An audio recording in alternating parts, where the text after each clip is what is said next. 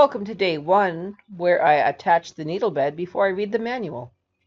Okay, so now we're going to put on a KR850 ribber. In order to do that, we need to tilt the machine and change out the brackets. It's not going to be easy.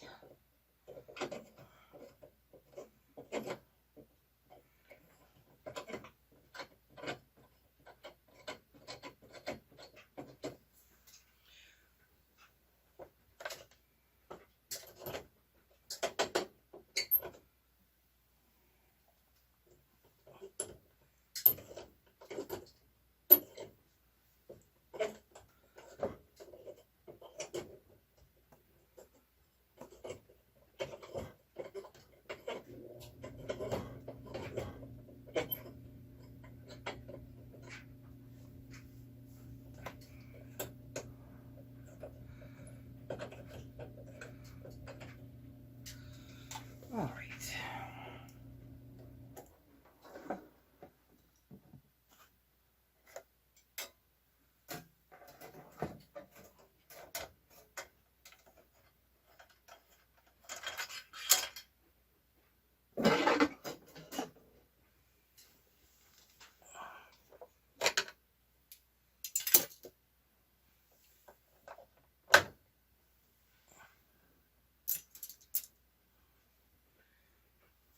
Watch your toes.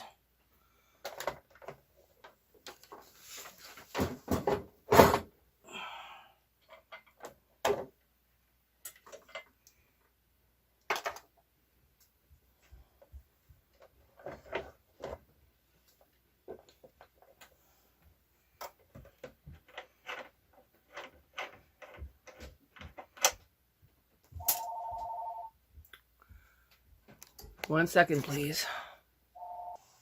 Well, of course I had a phone call. So, I put the 850 brackets on my machine, put my tension mask back on.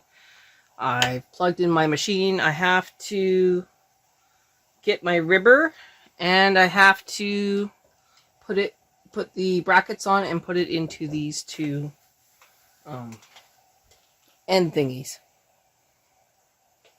Okay, so this is the bed. Put on the brackets.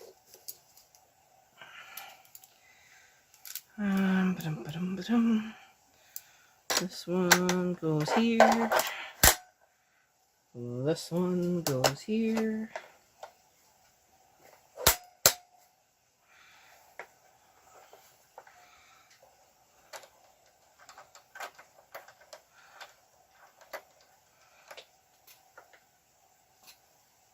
Looks about right.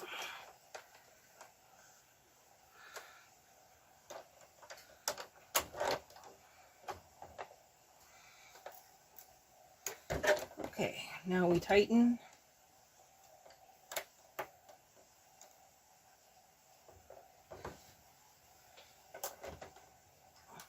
Tighten.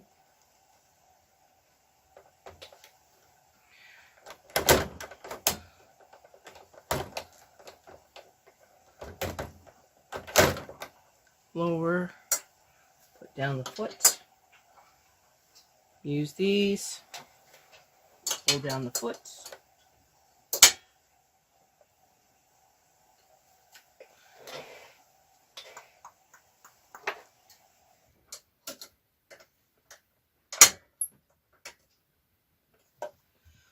Okay. This is tight. They are. Oh, now I've got to find my carriage. Well, this should be fun. Okay, I have found my KR850 carriage. Looks like I've used it a couple times.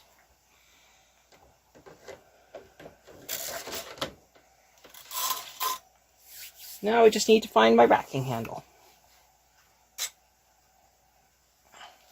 Well, this looks about right.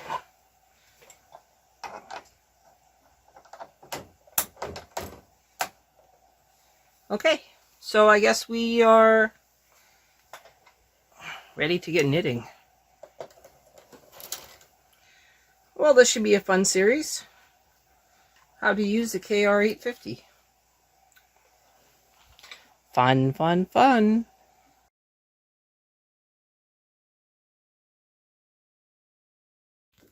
Okay, so we're going to look at the manual here for the 850.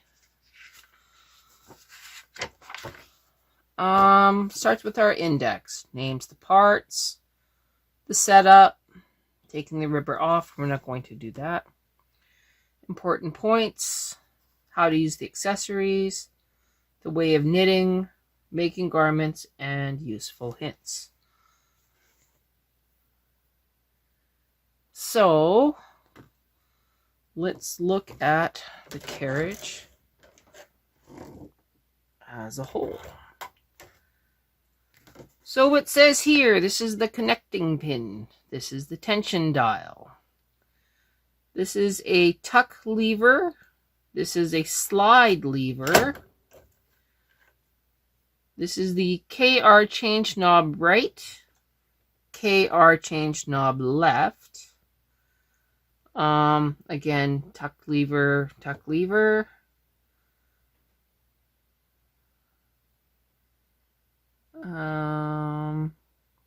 This is the holding cam. So if it's an N, it's normal. If it's an H, it's in hold. So any needles that are up in E position will not knit off. What else we got? Talks about the gate pegs, the needle bed. These are pearl needles. There's a carriage stopper pin. Okay. Interesting. We have our half pitch lever over here. Can you even see that? Nope, you can't. 1 second. Okay, so let's start this part again. So we have the bed. We have over here, they call this a bracket. There's a racking indicator, so we have a little arrow with red marks in it. And as we turn the racking knob, it'll say left or right. We also have the numbers 1 through 10, which will tell us where we're racking to. And we have little markers here that we can set to let us know where we are and where we're going and where to stop. Needle position indicator, they mean the number strip. Gate pegs, pearl needles. This is the needle bed. We have the half pitch lever. We have the racking handle. Bracket levers, so these go up and down. Not a big deal.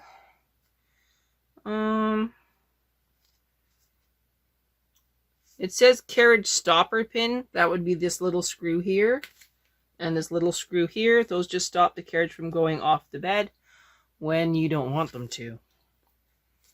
So that is page 1 of the manual. Page 2 looks into the accessories. So a lot of the KR850s have your connecting arm assembly and stitch pressure plates left or right. Yeah, I don't got those. Okay. We have a yarn plating feeder. So this is a yarn plating feeder. Of course, we have the racking handle. We have a unique looking ribber comb.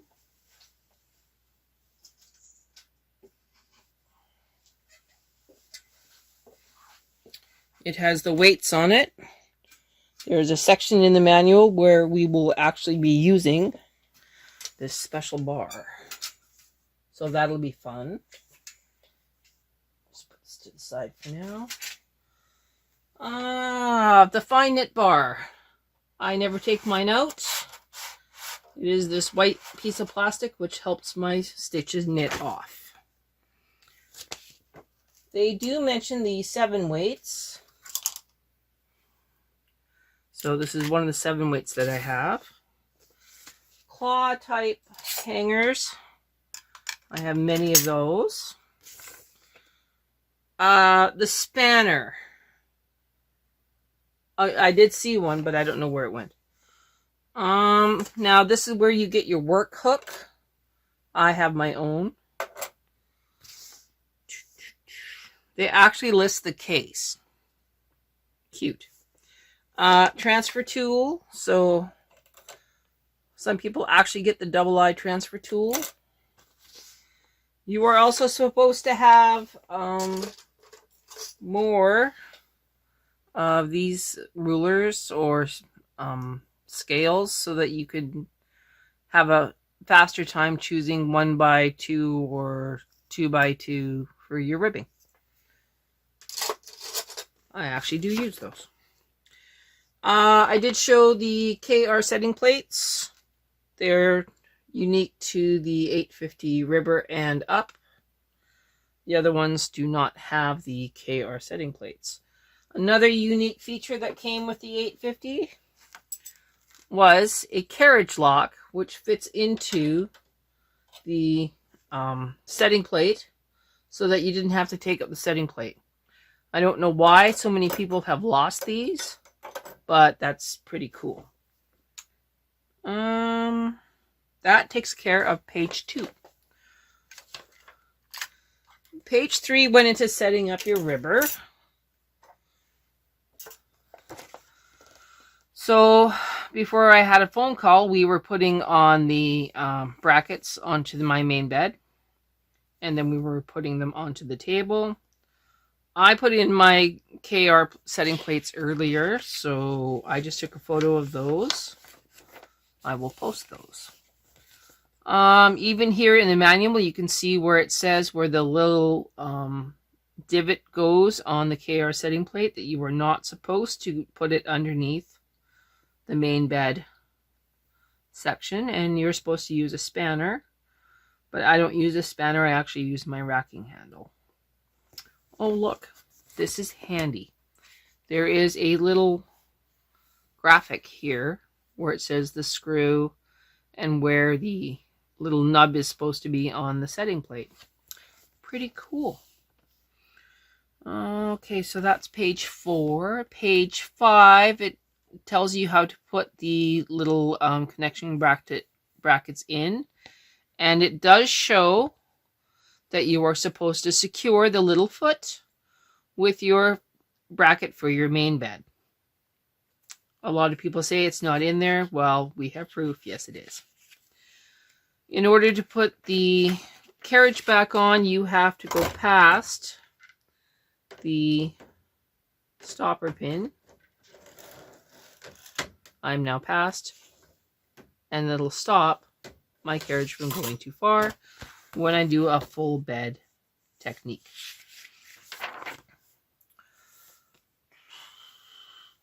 Page 6 is pretty easy. It says that you're supposed to put the connecting arm on, line up your carriage, and they click in. It does say that you are supposed to turn around your tension mast. I think mine is already turned around, so I don't touch that. And I don't have any issues. Apparently we are now at page 7 and we are ready to knit. I am not going to go through how to take off my ribber because we kind of need it on there. Deep breath. Here are a few important points to remember before you start knitting. On the tension dial, we're going to read this. The tension in knitting denotes the size of the stitch. The tension dial on the KR carriage is graduated from 1 to 8, each space between the numbers being subdivided into 3 parts. Figure O denotes the tightest tension, i.e. the smallest stitch. and the 8 denotes the loosest or largest stitch. The tension at which a garment is knitted depends not only on the personal taste, but also on the type of garment required and the thickness of the wool. Set a figure or a point at the mark. So they're talking about a little mark that is on the top of the tension dial. Standard tension chart. You'd better knit on trial and find your favorite stitch size. This chart only shows a standard. So no two yarns are alike. And just because the last time you used tension 4 doesn't mean tension 4 is going to work for your next yarn. So you really need to play with what is a good tension and what is a good setting for the yarn you are using at the moment. I hope that makes sense. Page 11. They talk about the slide lever, which is that little thing on the bottom. You can also change the size of stitches by the slide lever. Look at the former chart and decide your favorite stitch. 1 for a softer or looser stitch, 2 for the firmer stitch, and 3, which matches the lily buttons, is for the multicolor pattern by using the KR change knob. So make sure you were either on 1, 2, or 3. Oh, that's not 3. 1, 2, or 3. They talk about the lily buttons, which is the KR change knob. Ooh. Mine aren't going to change. Hang on. Nope, mine aren't going to change. I'm going to have to do some maintenance on my carriage before we go any further, because we will actually need to change the KR knobs. So, about that. Oh, push them in. There we go. I knew I'd learned something. So you push them in to make them change. And you only use that for bird's eye. There are no other ways of knitting where you need those, to my knowledge. Use this in new. Okay, I gotta read this. Use this knob when you knit multicolor pattern 1x1 needle selection on the KR needles using the double bed color changer, which is an option. Refer to the explanation on page 38. Make sure that the KR change knob is set at the dash when you knit usual patterns, except for the multi-pattern. Oh wow, they're actually going to discuss the pin. Alrighty. Connecting pin has 2 usages. To connect the KH carriage, connecting onto the KR carriage, and to make a tight selvage. You can make a firmer stitch by hanging the yarn on the connecting pin. Refer to this explanation on page 44. Noted. It then goes into the 4 positions for the needles. So we have A, B, D, and E. A is resting position. B is knitting or working position. D, when the needles are brought into this position from the position E, they will automatically knit into position B by operation of the carriage. And E is the holding position or partial knitting position. Needle position indicator. Oh, these little dashes. Okay. This indicator is used for arranging the number of needles when you knit multicolor pattern by using the KR change knob. Refer to the explanation on page 38.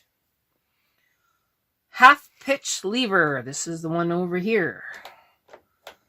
Half pitch lever is on the left end below the needle bed. Two positions of a half pitch lever are shown on the indicating plate as P and H. P is for plain needles and pearl needles, directly opposite to each other. Position H, pearl needles are halfway between the two plain needles.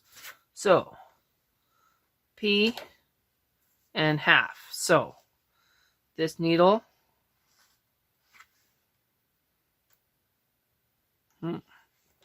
interesting. This bed is not going into half pitch very well.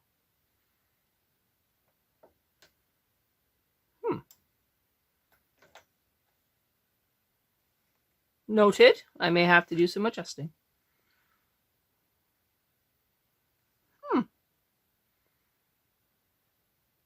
Alrighty. Well, that explains a lot. Oh boy. So, maybe a change of plans here. I have to do an adjustment on the two screws for lining up this bed, because the half pitch should be right about here, which it is not. That's about halfway in between the two. All right. Yeah. Okay, so I have to fix my needle bed, and then we'll come back to making more videos. Whew, good thing we go through the manual. All right, so we will see you on another day after I get this all fixed. So, change of plans. Next up, troubleshooting my needle bed.